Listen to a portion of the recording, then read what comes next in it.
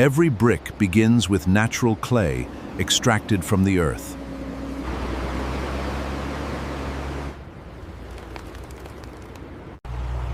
The clay is transported and prepared for manufacturing.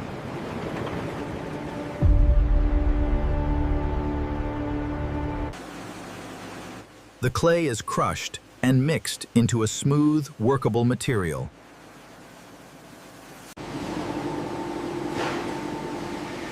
Specialized machines shape the clay into uniform bricks.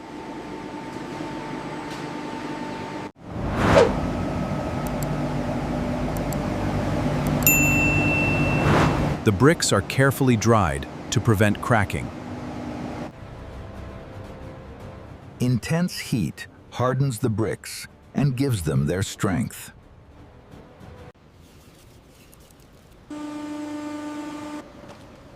Each brick is inspected to meet quality standards. After inspection, the bricks are delivered for building homes, roads, and cities around the world.